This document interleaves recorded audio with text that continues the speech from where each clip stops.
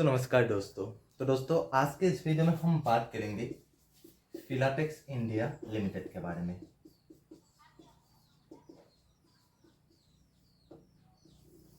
तो ये जो कंपनी है ये टेक्सटाइल्स इंडस्ट्री से बिलोंग करती है। अगर हम बात करें इसके एस्टेब्लिशमेंट की तो ये जो कंपनी है ये 1990 को एस्टेब्लिश हुई थी। और अगर हम बात करें इस कंपनी के पेरेंट ऑर्गेनाइजेशन की तो वो है फिलाटेक्स इंडिया लिमिटेड। और अगर हम बात करें इस कंपनी के अभी के जो करंट सीईओ है वो है श्री माधव बगेरिया।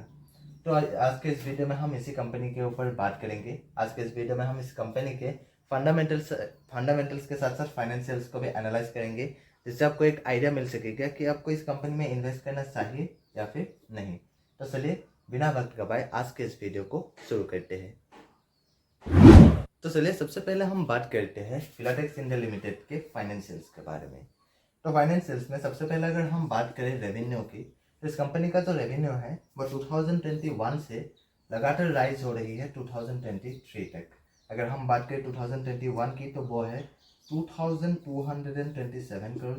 और अगर हम बात करें 2023 की तो वो है 4304 करोड़। फिर अगर हम बात करें इसके बाद बात करें प्रॉफिट की तो इस कंपनी का जो प्रॉफिट है वो भी अच्छी खासी राइज हो रही है।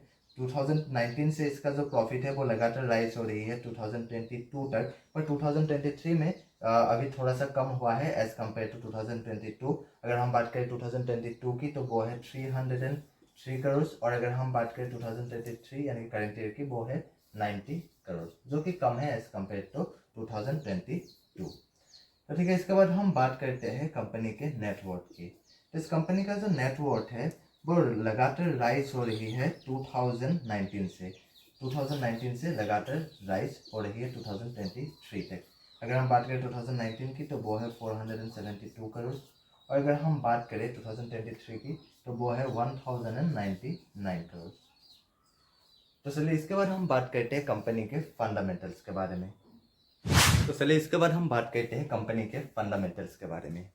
तो फंडामेंटल्स में सबसे पहले अगर हम बात करें फिलाटेक्स इंडिया लिमिटेड कंपनी के मार्केट कैप की तो इस कंपनी का जो मार्केट कैपिटलाइजेशन है वो है 2003 करोड़। इसके बाद अगर हम बात करें कंपनी के पी रेशियो की तो इस कंपनी का जो पी रेशियो है वो है 31.34, जो कि बहुत ही ज़्यादा हाई है। पी रेशियो जितना ज़्यादा कम होता है उतना ही ज़्यादा अच्छा माना जाता है, पर ऐसा नहीं है कि किसी कंपनी के अगर पी रेशियो कम है तो इसका मतलब ये है कि ऐसे कंपनीज में अगर आप इन्वेस्ट करेंगे तो फ्यूचर में आपको एक बहुत ही ज़बरदस्त आपको रिटर्न मिलेगी। और अगर ऐसे कंपनीज में इन्वेस्ट करेंगे जिसका जो पी रेशियो वो बहुत ही ज़्यादा हाई है, ऐसे कंपनीज में इन्वेस्ट करने से आपको जो है प्रॉफिट या फिर अच्छी खासी रिटर्न जो है नहीं मिल सकती है। बेसिकली हमें पी रेशियो के साथ साथ हमें ईपीएस ग्रोथ को भी देखना चाहिए उस पार्टिकुलर कंपनी के। अगर उस कंपनी के जो है पी रेशियो भी हाई है पर साथ ही साथ उस कंपनी का जो है ईपीएस ग्रोथ भी अच्छी खासी हो रही है, तो ऐसे कंपनीज में भी अगर आप इन्वेस्ट करेंगे तो भी आपको जो है एक फ्यूचर में एक अच्छी खासी रिटर्न मिल सकती है। पर अगर मान लीजिए किसी कंपनी का जो है पी रेशियो तो बहुत ही ज़्यादा कम है, पर फिर भी साथ ही साथ उस कंपनी का जो है ईपीएस ग्रोथ जो है वो ईयर ऑन ईयर घटता जा रहा है, तो ऐसे कंपनीज में इन्वेस्ट करने से हमें दूर ही रहना चाहिए। तो इस कंपनी का जो है पी रेशियो वो 31.34 है, वो जो कि बहुत ही ज़्यादा हाई है। पर इसके साथ साथ अगर हम ईपीएस ग्रोथ को देखें तो लास्ट 5 ईयर्स में लगभग 8.02% के आसपास जो है इसका ईपीएस जो है वो राइज हो रही है। पर लास्ट 3 ईयर्स की अगर हम बात करें तो 3 ईयर्स में इसका जो है ईपीएस ग्रोथ है वो माइनस में रही है, यानी कि माइनस 9.85%, जो कि बिल्कुल भी अच्छी बात नहीं है। पी रेशियो तो हाई है पर ईपीएस ग्रोथ वो अच्छी खासी नहीं है लास्ट 3 ईयर्स से, यानी कि लास्ट 3 ईयर्स से इसका ईपीएस ग्रोथ वो इतनी अच्छी नहीं हो रही है, जो कि बिल्कुल भी अच्छी बात नहीं है। तो चलिए इसके बाद हम बात करते हैं कंपनी के पीबी रेशियो की। तो इस कंपनी का अगर हम पीबी रेशियो की बात करें तो वो है 1.82।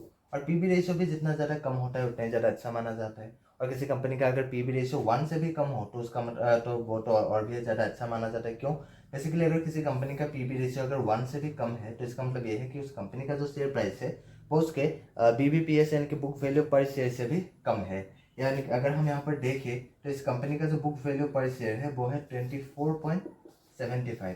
और ये जो कंपनी है इस कंपनी का एक शेयर अभी लगभग मार्केट की अगर हम बात करें तो लगभग 24 रुपीज़ ₹45 के आसपास जो है वो ट्रेड कर रही है, जो कि 24.75 से ज़्यादा है। और इसीलिए इस कंपनी का जो है पीवी रेशियो वो 1 से ज़्यादा है, 1.82।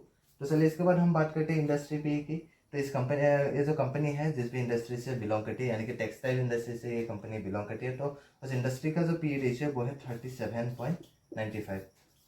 और अगर किसी कंपनी का जो है पी रेशियो उसके इंडस्ट्री पी से कम है तो वो ज़्यादा अच्छा माना जाता है। इसका तो इस कंपनी का जो पी रेशियो वो उसके इंडस्ट्री पी से कम है, जो कि अच्छी बात है। पर इस कंपनी का जो लास्ट 3 ईयर्स की ईपीएस ग्रोथ वो अच्छी खासी नहीं है। और पी रेशियो के साथ साथ हमेशा हमें ईपीएस ग्रोथ को देखना ही चाहिए।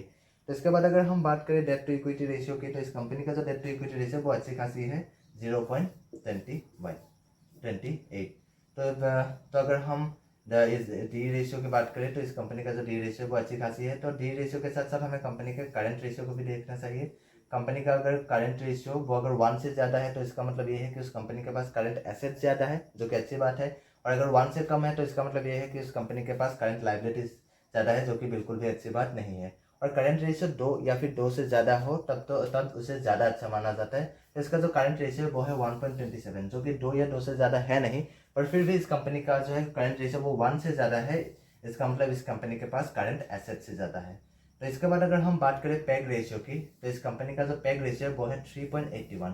पैग रेशियो यानी कि price earning to growth ratio हमें ये बेसिकली ये बताती है कि कंपनी अपने अर्निंग ग्रोथ के मुकाबले उस कंपनी का जो शेयर प्राइस है वो अंडर वैल्यूड है या फिर over valued.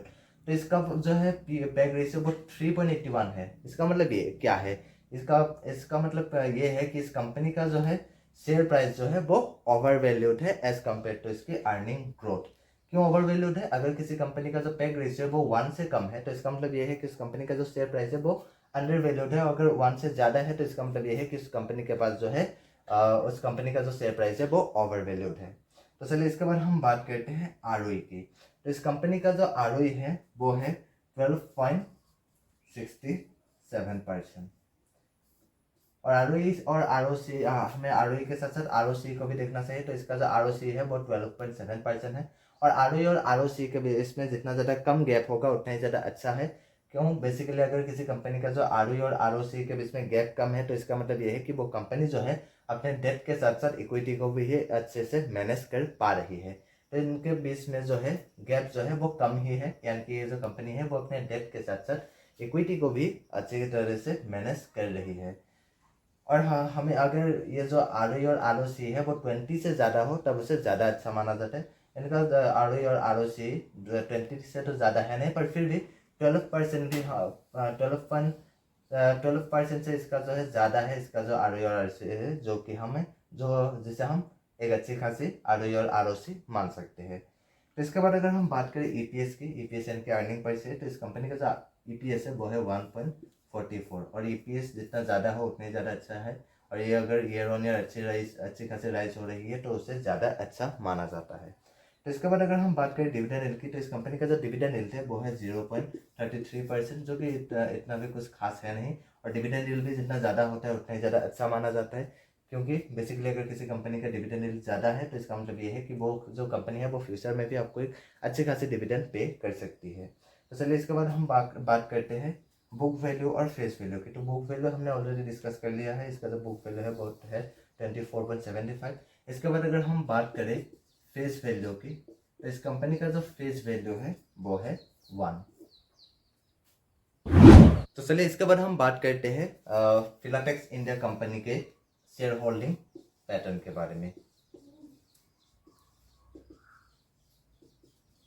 Share holding pattern, तो अगर हम इस कंपनी के शेयर होल्डिंग पैटर्न को देखें तो सबसे ज़्यादा जो शेयर्स है वो प्रोमोटर्स के पास मौजूद है, 64.76%।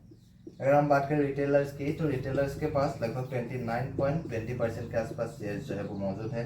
अगर हम बात करें फॉरेन इंस्टीट्यूशंस की, तो फॉरेन इंस्टीट्यूशंस के पास भी लगभग 6.04% के आसपास जो है शेयर्स मौजूद है।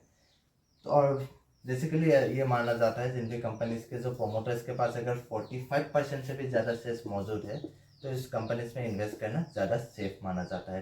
तो इस कंपनी के जो प्रोमोटर्स है उनके पास 45% से ज़्यादा शेयर्स मौजूद है। और कितना है? 64.76%। तो दोस्तों चलिए इसके बाद हम बात करते हैं कंपनी के बैलेंस शीट की। तो बैलेंस शीट में बेसिकली हमें दो चीज़ों का जो है वो खास ध्यान रखना चाहिए कि कंपनी का जो करंट एसेट्स है वो ज़्यादा होना चाहिए as compare to current liabilities. क्योंकि हमने ऑलरेडी डिस्कस कर लिया है कि इस कंपनी का जो करंट रेशियो है वो 1 से ज़्यादा है, 1.27, यानी कि इस कंपनी के पास करंट एसेट्स ही ज़्यादा होगा। उसके साथ साथ हमें टोटल एसेट्स और टोटल लाइबिलिटीज को भी देखना चाहिए। टोटल एसेट्स ज़्यादा होना चाहिए as compare to total liabilities. तो चलिए सबसे पहले अगर हम बात करें इस कंपनी के 2023 के बैलेंस शीट की, तो 2023 की अगर हम अभी बात करें तो करंट एसेट्स, अभी अगर हम कंपनी के करंट एसेट्स को देखें तो अभी जो है कंपनी के पास 742 करोड़ के करंट एसेट्स मौजूद है। और अगर हम बात करें करंट लाइबिलिटीज़ की, तो करंट लाइबिलिटीज़ है कंपनी के पास 582 करोड़।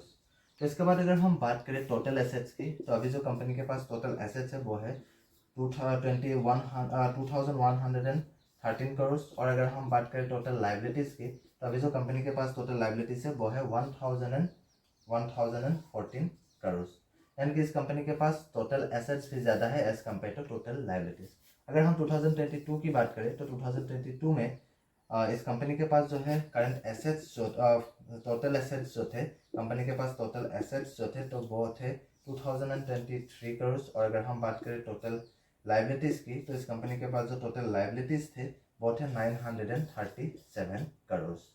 और यहाँ पर अगर हम देखें तो इस कंपनी का जो है टोटल एसेट्स जो वो राइज हो रही है और साथ ही साथ टोटल लाइबिलिटीज भी राइज हो रही है, पर फिर भी कंपनी के पास टोटल एसेट्स भी ज़्यादा है as compare to total liabilities, जो कि बहुत ही अच्छी बात है। तो गाइस आज के लिए बस इतना ही। और अगर आपको ये वीडियो पसंद आए तो प्लीज़ लाइक करिए, और अगर आप इस चैनल पे नए हैं तो प्लीज़ सब्सक्राइब भी कर दीजिए। और अगर आप मुझे इंस्टाग्राम में फॉलो करना चाहते हैं तो लिंक डिस्क्रिप्शन में दिया गया है। और हाँ, ये जो वीडियो है ये सिर्फ एजुकेशनल पर्पज़ के लिए बनाया गया है, और किसी भी स्टॉक्स में इन्वेस्ट करने से पहले खुद से रिसर्च जरूर करिएगा।